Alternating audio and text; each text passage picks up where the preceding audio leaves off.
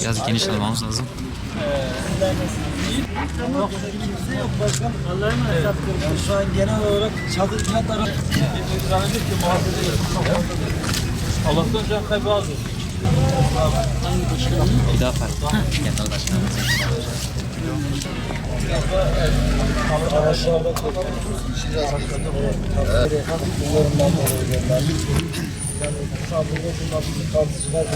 Adıyaman tutturur musun zaten?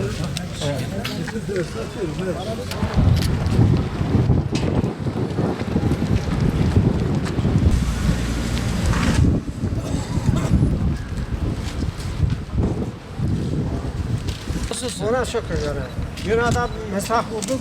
Bunun için bu başımızda. Allah sağ olun. Sağ olun. Allah razı olsun. Sağ olun. Ben bizim kafada oturdum ben. Yaptım ben. Ondan sonra yardımlar. Şimdi nerede kalıyorsun? Ben İzmir'de para gittim, söyledim verdim ben. Diyarbakır'a gittim, şeye gittim ben.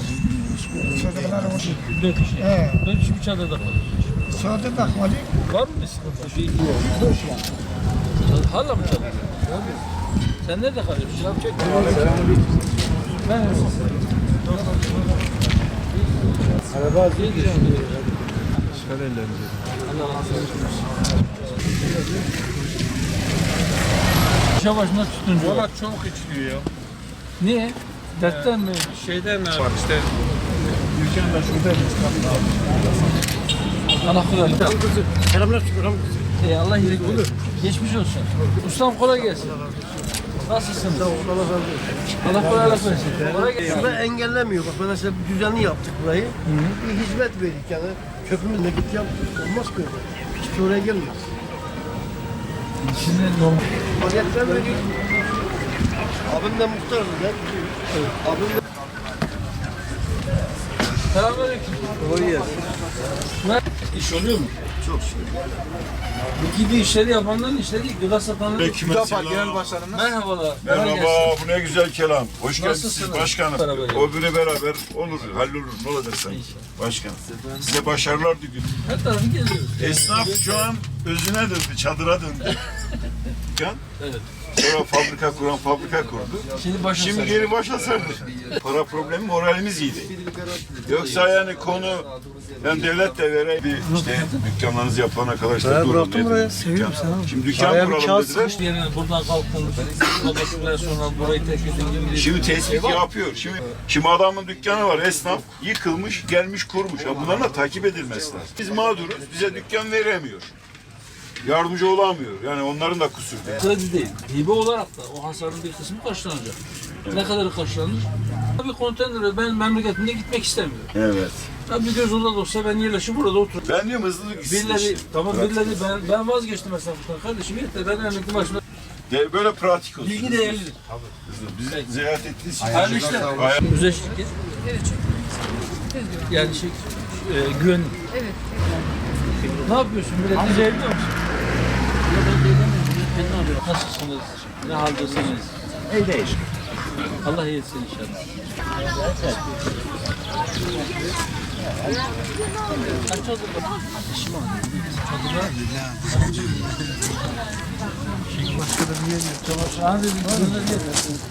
Ne haldesiniz? Yok çok şükür iyi. Bir ihtiyacınız var mı? Yok sağ olun. İyi yani. İyi inşallah. Çocuklar Sizlere de- içeride mi? Yok şimdi kimse yok. Kimse yok. Tek Yok, mi? yani- İhtiyaç bir şey var mı? Yok şimdilik yok. Allah iyilik Allah versin. razı olsun sizlere. Peki, He. geçmiş olsun. Sağ olun. Sağ olun. Nasılsınız? İyisiniz inşallah. Allah iyilik versin. Geçmiş olsun bana da. Onun için inşallah oraya geçeceğiz. Bir sıkıntınız, bir ihtiyacınız var mı? Abi ya biz bu birimiz olsa bize yetiyor. Bir söyleyin bakalım. Bakalım görelim. Allah bir daha böyle acılar yaşatmasın. Evimiz ağır hasarlı, başka gidecek yerimiz yok. Evimiz hala altında. Eşyalar içeride. Allah muhafaza onları almaya çalışırken Evet. bir şey olursa İşte gitmiyor eve, buradayız. bu evi ağır hasarlı olanlardan hiç veriyorlardı bildiğim kadarıyla. Hiç kimseye yok. 10 milyar da koşuyor. Başkanım. Başkanım söylüyorum. Merhaba gençler.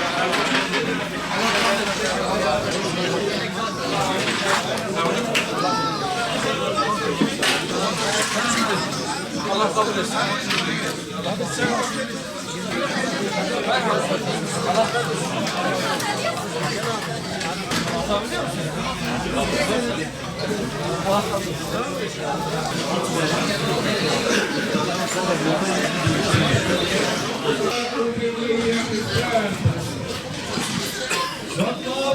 Allahu azizun hakim. Şu mübarek Ramazan hürmetine tuttuğumuz oruçlarımızı, taatlerimizi kabul eyle ya Rabbi. Şu mübarek Ramazan başı rahmet, ortası mağfiret, sonu cehennem.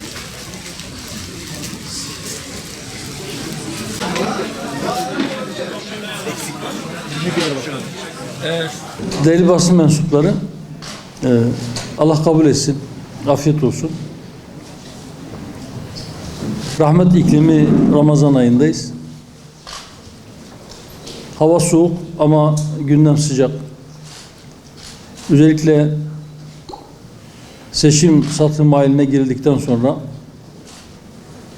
siyasette gündem iyice ısındı. Çok yoğun bir şekilde siyasi tartışmalar devam ediyor.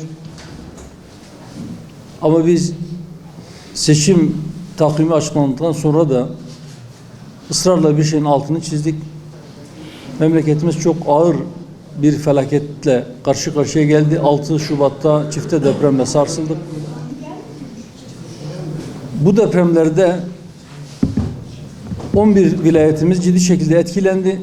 Ama özellikle bazı illerimiz çok daha büyük bir hasarla yüz yüze kaldı. 50 binin üzerinde can kaybımız var. Yüz binlerce bina veya bağımsız bölümde çok ciddi hasar var, yıkım var. Milyonlarca vatandaşımız bundan etkilendi. Seçim gündemi depremi unutturmasın, depremzedeleri unutturmasın, depremden zarar görenleri unutturmasın. Buradaki kardeşlerimizin ihtiyaçlarını giderme hususunda çabamızı, gayretimizi azaltmasın dedik. Bugün de Malatya ilimizdeyiz. Buradaki depremzede kardeşlerimizi ziyaret ettik. Onları unutmadığımızı, unutmayacağımızı, seçim satım haline girilen dönemde de bizim gündemimizin, sürekli gündemimizin bir tanesini mutlaka deprem ve depremzede kardeşlerimiz olduğunu, olacağını göstermek istedik. Şükürler olsun gelinen aşamada depremin yol açtığı yaraların önemli bir kısmı sarılmış durumda. İşler rutine binmiş. Açıkta kalan vatandaşımız yok elhamdülillah. Gerçi halen çadır veya konteyner talebinde bulunan vatandaşlar var. Belki bazı yerlerde bazı eksiklikler olabilir. Ama en azından vatandaşlarımızın zaruri ihtiyaçlarının önemli bir oranda karşılanmış olduğunu görmek bizleri memnun etti. Ama eksikliklerin de mutlaka olabileceğini hiçbir zaman unutmamamız lazım. Varsa bir yerde ihtiyacı karşılanmamış ya da ihtiyaç içerisinde olan bir kardeşimiz ya da herhangi bir sıkıntısı olan bir vatandaşımız mutlaka oraya da yetişmek, oraya da koşmak zorundayız. Sahada sivil toplum kuruluşlarının bir kısmı var olmaya devam ediyor. Onlara da huzurlarınızda teşekkürü bir kez daha borç biliyorum. Bir kez daha teşekkür ediyorum. Allah kendilerinden razı olsun. Bütün hayırsever vatandaşlarımıza da daha önceki çağrılarımızı tekrarlıyoruz. Vatandaşlarımızın özellikle gıda ihtiyacı ile ilgili olarak belki ilk dönemlerde, depremin ilk günlerinde yoğun bir şekilde yardımlar geldi. Hatta ilk günlerde belki ihtiyaçtan fazla yardım geldi. Fakat bu ihtiyaç süreklidir.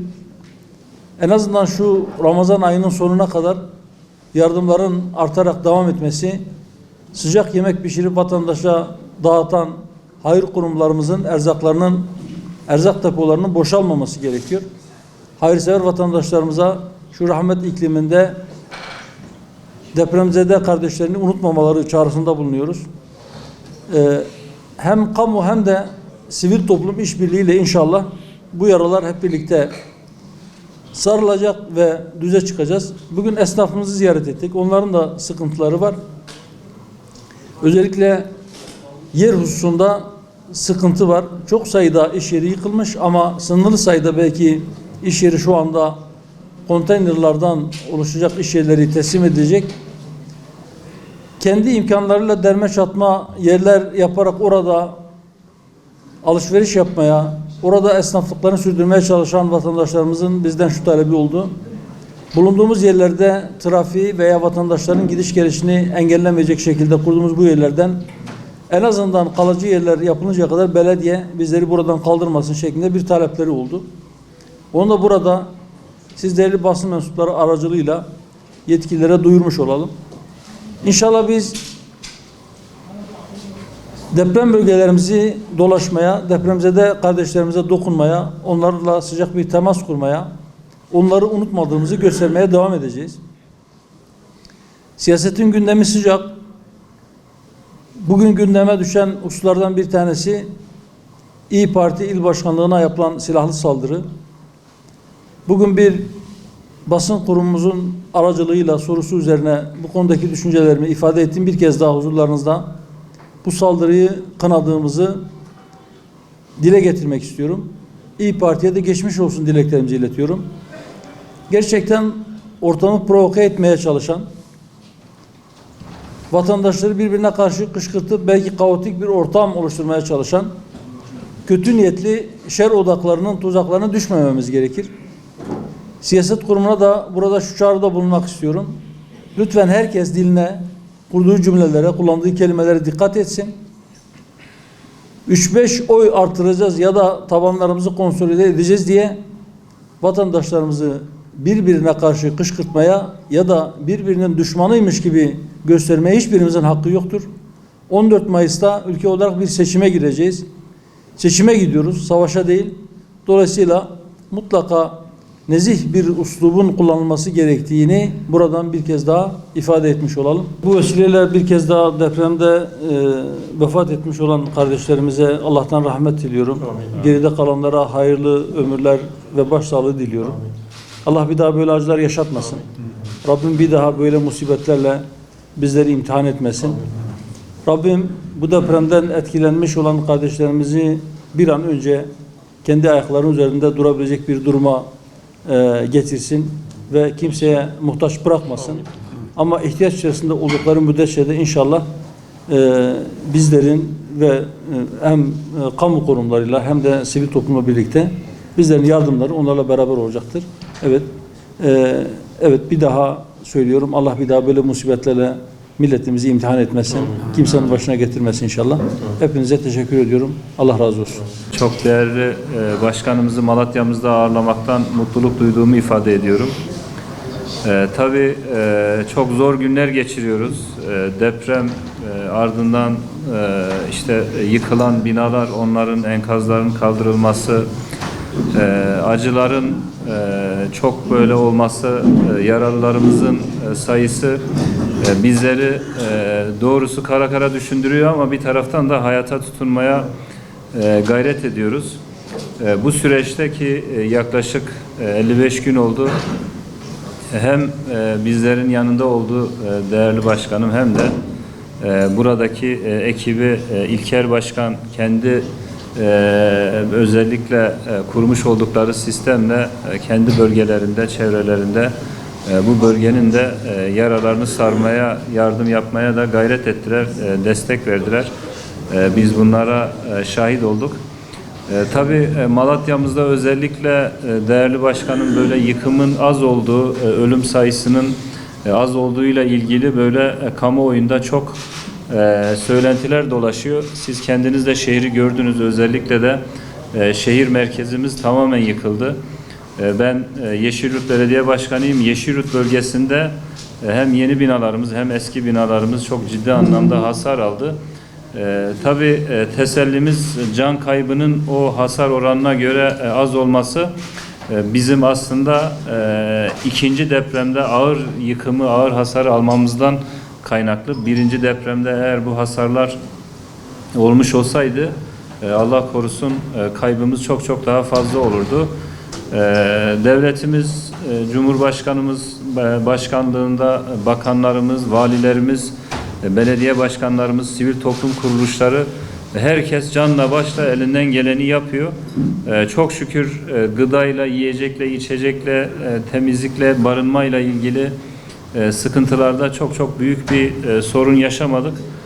Ama hayatın işte normal akışında artçı sarsıntıların çok olması, su kaynağının bir yerden gelip de bütün şehre yayılması noktasında bazen suyla ilgili aksamalar oldu ki sarsıntılar ve yağmur da bu yıl biraz fazla yağınca ister istemez su kaynağına da etki etti. Ama el birliğiyle inşallah sizlerin de desteğiyle bu süreci atlatacağız. Yani birlik ve beraberlik dışında dayanışmayla ve birbirimize karşı böyle destek olmayla bu süreci daha da ilerleteceğiz. Ben hem Hüdapar ekibinin, il başkanlığının buradaki çok değerli hem yönetim kurulu üyelerinin hem de gönüldaşlarının da bu süreçteki emeklerinden dolayı çok teşekkür ediyorum. Sizlere de bizleri gelip aradınız, sordunuz, yanımızda oldunuz, bizlerle birlikte oldunuz. Sizlere de çok teşekkür ediyorum. Tekrardan Allah razı olsun diyorum. Herkese hayırlı Ramazanlar diliyorum. Hayırlı iftarlar diliyorum.